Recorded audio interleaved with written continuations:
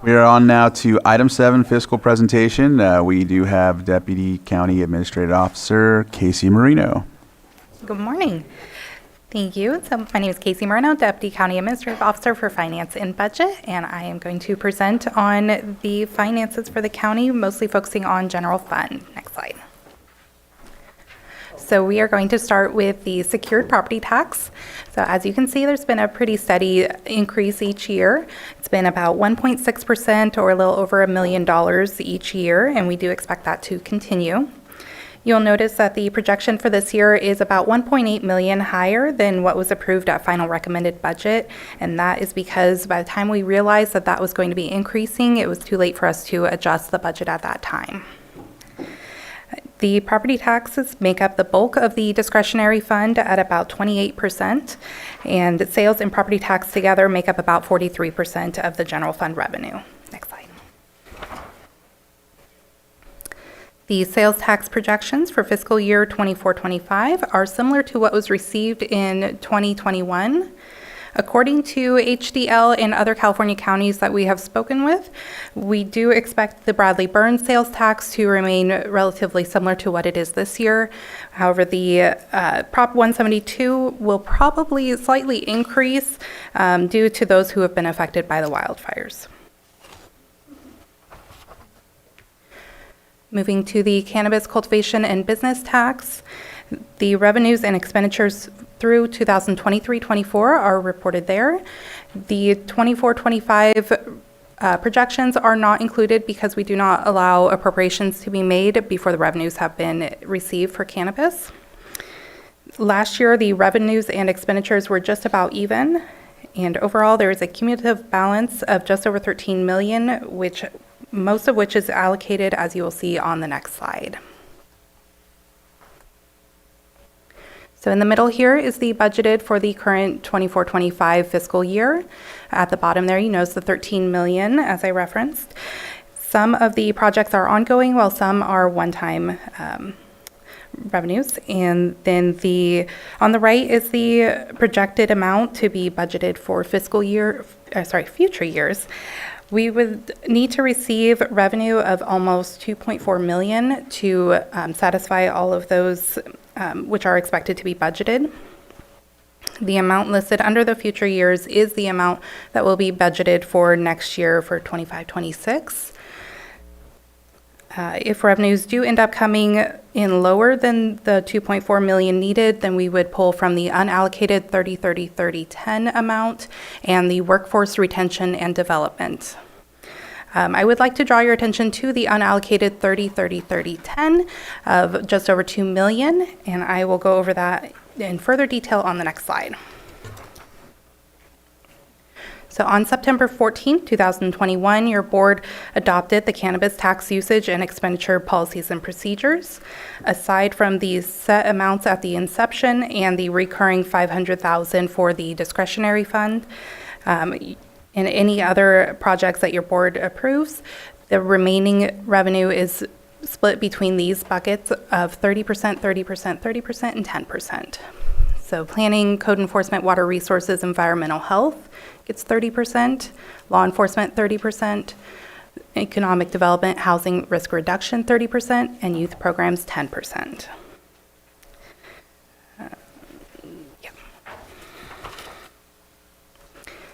Moving into ARPA, the American Rescue Plan Act for state and local recovery funds.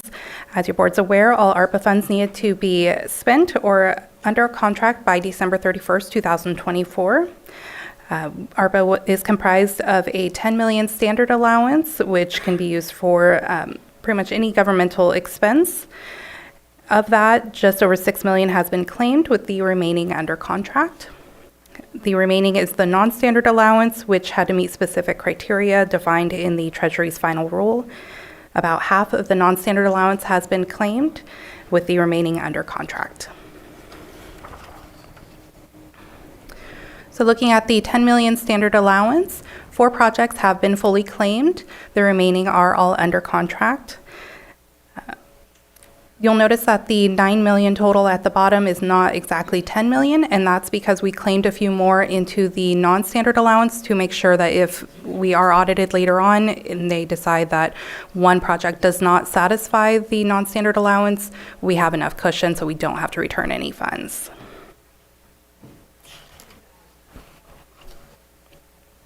For the non-standard allowance, it totals about 2.9 million.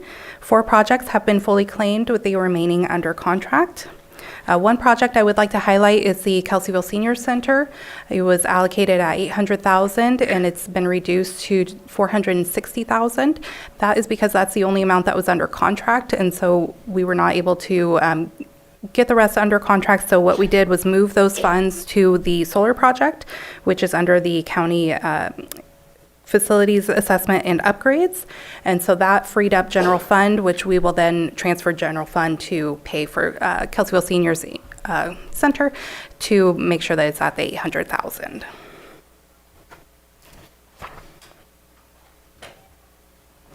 So the local revenue bond is brand new this year. So since the last Board of Supervisors meeting related to the bond, quite a bit of closing activities have happened. The county received a bond rating of AA negative, which is largely due to our reserves and financial stability.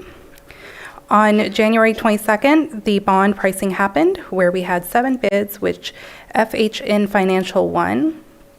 The winning bid had a true interest cost of 3.79%, which is quite a bit lower than what was originally presented to your board of 4.15%. So that ends up saving the county roughly $1.4 million over the course of the bond. The final step will come on Wednesday, February 5th, when we will finalize the closing and the funds will be delivered to the trustee. The bond proceeds are $21,796,533.05. Project fund is $20 million. The delivery date expenses, which include the cost of issuance, bond counsel, disclosure counsel, title insurance, and KNN, who is our municipal advisor, is $440,933.05. And then the reserve fund of $1,391,600 is held by the trustee, and any interest earned goes directly toward the bond payments. So the first the first interest payment will be on May 1st, 2025. After that, the next payment will be November 1st of 2025, which is also just interest.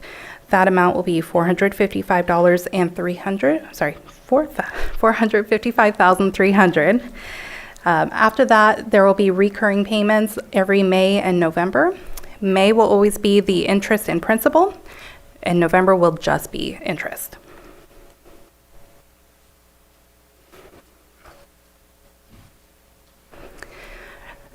Now, general fund reserves. So the general reserve, Fund 151, is at $16 million, has been that way for about over a year. The general parks reserve was created last fiscal year of Fund 152. It's at $3 million. The general building infrastructure reserve, Fund 153, is at $8,480,450,451. And that one, let's see. Okay. And then the technology modernization reserve is currently sitting at just over $4 million. And as your board may recall, $3 million was loaned to behavioral health. It came out of that reserve. They have repaid $1 million to the reserve. And then they've also repaid the $1 million loan from social services. Further repayment, though, is on hold until they are more financially stable. Do you have a question? All right. So with these reserve balances staying stagnant over the last several years since we put them there, are they appreciating income, or is the income going somewhere else for the interest? They do not have interest added into the actual reserve account, but I'll have to look to see where the interest is going. General fund, in fact. Okay, thank you. All right. Please continue. The Pension Stabilization Reserve, Fund 155, is at zero, has been for a few years, but I included it just so the numbers, we weren't skipping one. The budget stabilization reserve has remained at its current balance since 2021. The general designated reserve was also created last fiscal year and currently holds the LATCF funds, which will be presented on the next slide.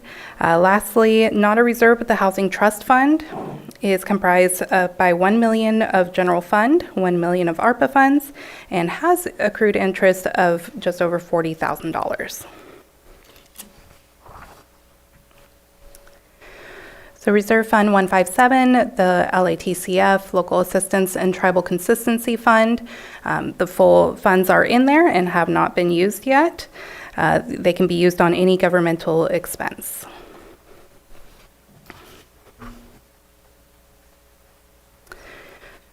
So potential impacts to future budgets.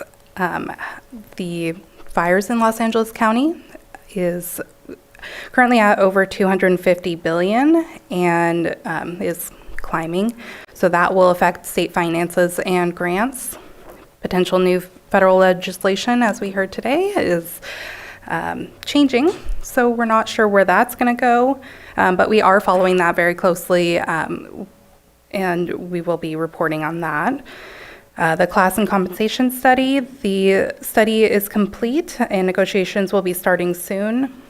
The cannabis tax changes, as you saw, there is quite a few departments who are relying on those funds to continue their projects. So depending on how those change, it may affect those departments. The housing market is, we have a lack of affordable housing, and so that limits new people coming into the county, and then just the general spending trends of the population. And then we did send out an email to all departments asking them for the fiscal impact related to the executive order that came out yesterday. So we're hoping to work with the departments to figure out how that's going to impact them for this budget. Since the posting of the agenda, the next 3 slides were added regarding the investment pools, which will be presented by Treasurer Tax Collector Patrick Sullivan.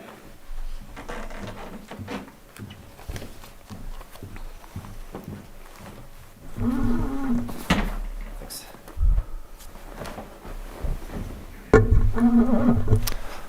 Good morning, Board. Patrick Sullivan, Treasurer Tax Collector. This slide highlights what some of you may have already seen at prior presentations. This is the September 30th report from the Treasury Investment Pool. And I think it's just a valuable tool because it highlights the trend that we've been undergoing since we started developing our investment program. You'll note back in 2021, our investment program was fairly limited. We've started expanding the options and securities utilized. And so you'll see this upward trend. What you'll notice now is the last few quarters, we've been between 4.3 and 5.3 million. That 5.3, we don't anticipate it trending much higher than that. We're going to start to plateau here in the next year. So this trend is going to start to stabilize unless rates change. Our pool has still not caught up to the current market rate. So while short-term securities, we're getting a lower yield than we were last year. Every time one of our older securities matures, when we reinvest it, it's being reinvested typically at a higher rate. So we're still picking up some yield there, but we're losing some in short term. So it is going to begin, like I said, leveling off. And I think you're going to see, barring any other changes, something between that 4.3 and maybe 5.5 on a quarterly basis. If you want to flip to the next slide, please. This provides more of a real-world application of what you saw on the former slide. This is showing the apportionment by fiscal year. So after we bring in that revenue, which is a combination of interest earnings and either capital gains or losses, depending on the security, all of that revenue is then distributed to the different agencies and funds that participate in our pool. And that's based off their average daily balance. This is showing that grand total. So when you look at 2021, you'll see it goes from 1.3 million to just under a million in 21 to 22. We're looking at 5.9 in 22 to 23, 12.4 in 23 to 24. And then right now, there's about 13.5 million in revenue that's come in that will ultimately be apportioned during this fiscal year. That does not reflect the entire year yet. There's another quarter that's going to come in, Q3, that will increase that. So I think that trend you're seeing is going to continue. So while we don't have those figures in yet, assuming the trends remain the same, that 13.5 ultimately would come out most likely somewhere between 17 and 18 million this fiscal year. And that's what we'd anticipate distributing amongst the different funds. So next slide, please. This is using the general fund as an example, just a demonstrative example of how that distribution occurs. So each fund, again, the revenue is distributed based off its average daily balance. So for the general fund, back in 20 to 21, 288,000 was distributed. 21-22, 332,000. Then 22-23, 1.7 million. 23-24, 2.5 million. So again, this year, based off what we're seeing, we would expect that to trend upwards. It can always vary across all funds because it depends on that balance. If there's been an impact to that fund's balance, it may reduce the amount of interest that's actually apportioned. But overall for the pool, a little over half of it is distributed amongst county funds, all the funds that your board is responsible for. The other half of it is distributed amongst other entities. The schools are by far the largest player in that. After that are fire districts and then the other independent special districts that participate in the pool. So the other districts have experienced the same sort of effect. That's why the general fund was used as a guide here, just because that's what those agencies have experienced as well. And again, for them, what we get to at the end of this year most likely is where things are going to level off, barring a change. If there are any questions, I'm happy to answer them.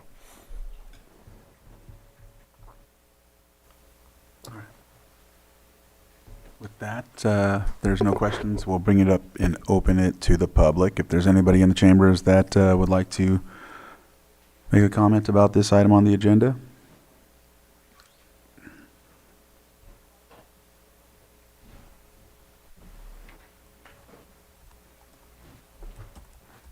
Hi, Julia Carrera, Upper Lake. I was just wondering if you could clarify why the reserve interest is going into the general fund and not staying in the reserves. Thank you. Do you want to take it or you want? So the funds, which are the reserve funds, are connected to the general fund, which is budget unit 1120. And so the interest is deposited there. The only way to add the interest to the reserves would be by board action. Yes, and I can add that there's been prior resolutions in the past where your board has set how that distribution would occur. So when we do our apportionment with the auditor's office, that is how what occurs on these funds. The money is swept to the general fund, and again, it would stay that way unless your board altered those resolutions or provided different direction. Okay. No other questions or comments? There's one on Zoom. Oh, sorry, I didn't see your pen is behind. Go ahead, Supervisor Sabatier. Go ahead. No worries. Thank you. The reserves are an interesting question, though, because I have brought up word of the day strategic plan of what do we do with those funds to strategize how to implement them. I know it's so much easier to just put it in general funds if it's general fund dollars, not enterprise dollars that need to go right back to where it is, and then we make those decisions within our budget. But what I'm hoping is, because I don't know if it exists, this is a question from Ms. Moreno, when we look at our revenues from our general fund perspective, is there a line item that says specifically this is revenues from interest gained from our, because it would be nice to identify those revenues, in my opinion, and is that a possibility? Yeah, it's a separate account code, and so it is listed as interest. And what, like 8080 or something like that? It's one of those specific numbers that's on there? It's one of those, Okay. yeah. Okay. I know I'll have it's to in look the for 40s, that. but I can't remember which one exactly. 4201. One point that I did want to clarify, though, are you asking if there's a split between interest earned by the general fund and the interest fund, and the interest that is earned by reserves that is then shifted to the general fund? Was that what you're asking? No, I'm Okay. just saying general funds, on unless specifically identified as more of like an enterprise fund where you can only spend it on that specific thing, and so it must remain all together.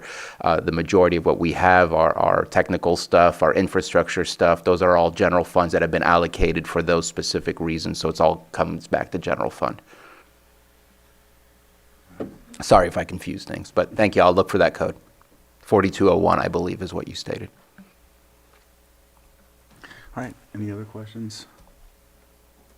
All right, hearing none, we'll move on to the next. Is there someone on Zoom? Okay, when you look back, I thought. All right, thank you, Patrick and Casey. I'm sorry, I had further questions. My questions were only related to Mr. Sullivan. Oh, okay. Well, did I officially close it, or we're good? All right. Go ahead. I apologize. So I was just kind of looking at the ARPA stuff that you were showing, the $10 million. I know it's more of a general use for government needs. It looked like some of them were like, I don't know if they were completely spent or they're planning to spend it completely, but maybe missing 50,000, 20,000. Like they were close to being fully spent, but not spent. If we have contracts that end up being under the amount that was contracted, we still get to move it to other general government services because it's part of that 10 million, or are we stuck with what it is? So the guidance from the state treasurer or the federal treasury is that you had to have everything under contract by December 31st of 2024. However, if one of those projects, something happened, it fell through, or you didn't use all that funding, you could move it to another project, but it had to be related. So like the electronic software hardware, we could take that from one project and move it to another related project. That would be fine. And is there a deadline for making those changes where we have to be aware that of the changes? No, just as long as the funds are spent by December 31st, 2026. Okay. And then the stabilization fund that we have in cannabis for $4 million, I know it's been there for a while. I want to say we created that for salary compensation stabilization. Wondering, is it still a necessary thing to be separate, or is that something that can maybe be merged in our general reserves? Just kind of curious, because it's basically general funds set aside under a different name, and just kind of curious if there's a need to continue to have it as a separate entity. So per the policy, it's 1 year of ongoing expenses. It doesn't necessarily define what those ongoing expenses are, but we would want it to be at least enough to cover that 2.4 million of next year's, where is it? What's anticipated to be needed for next year? Back one more, I think. Yeah. So that 2.4, and then after that, it would be shortfalls with salaries. So if it was to be moved somewhere else, we would probably need to change that policy, but I'd have to look into that further. Okay. And then my last question was the repayment from behavioral health of $3 million. You said there was $1 million that was repaid, so there's still the $2 million outstanding at this moment in time. Correct. Wasn't there a deadline for when that needed to be repaid? I thought, in my mind, I had it as like December 31st, 2024. I thought there was a time frame. Am I incorrect? I believe the intention was within a year, but I don't remember if there was an actual timeline. Okay. Maybe I'm thinking of another one that we did with the December 31st. Stephen? The social services had more of the timeline because general fund would backfill otherwise. The $3 million itself was as soon as they are financially stable. They wanted to send more than the $1 million. I actually asked them not to because they're severely unstable at this point still. Okay. We used to get updates on that, and I thought it was going a lot better than to just have 33%. Just, I guess, looking for consensus to get a report on where we are and what the plan is, especially when we figure out what's going on federally, because that might have impacts on Medi-Cal payments as well. Just. Yeah, I knew it to be coming up sometime soon anyhow, because I think that was the consensus before, right? Mm-hmm. Yeah. Okay. All right. Any other questions? All right. Making sure one more time. All right. Thank you, Casey. And we will move on to the, You need the 5 minutes?